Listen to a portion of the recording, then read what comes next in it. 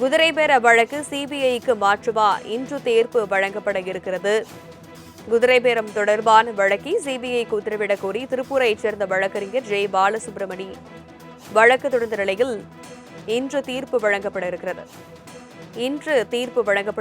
சென்னை உயர்நீதிமன்ற நீதிபதிகள் தரப்பிலிருந்து வழக்கில் இன்று தீர்ப்பு வழங்கப்படும் என சென்னை உயர்நீதிமன்ற தலைமை நீதிபதி அமர்வு அறிவிப்பு ஒன்றை வெளியிட்டிருக்கிறது. விவரங்களை செய்தியாளர் கிருஷ்ணமூர்த்தி விரிக்க கேட்கலாம். கிருஷ்ணமூர்த்தி, வணக்கம். விவரம். வணக்கம். ஊத்தங்கரை எம்எல்ஏவிடம் குதிரை பேரம் பேசியதாக பதிவுப்பட்ட வழக்கை சிபிஐக்கு மாற்றக்கூடிய மனு மீது இந்த தீர்ப்பு வழங்கப்படும் என்று சென்னை உயர்நீதிமன்ற தலைமை நீதிபதி அமர்வு தெரிவித்திருக்கிறது.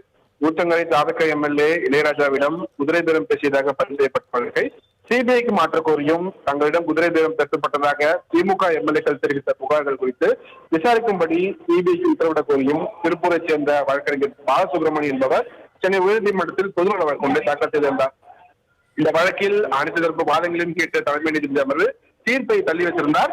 இந்த நிலையில் இந்த வழக்கு தொடர்பாக முக்கிய ஆதாரங்களை சமர்ப்பிக்க வேண்டியுள்ளதால் வருகிற திங்கட்கிழமை வாதங்கள் முன்வைக்க அனுமதிக்க வேண்டும் என்று மனுதாரர் தரப்பில் மூத்த வழக்கறிஞர் முன்பு தலைமை நீதிபதி அமர்வில் ஒரு அவசர முறையீடு செய்யப்பட்டது.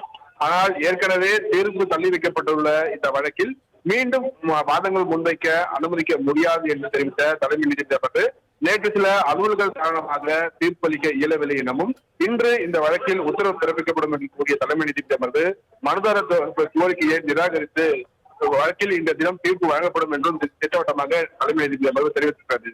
தனலட்சுமி, விவரங்களுக்கு நன்றி கிருஷ்ணமூர்த்தி.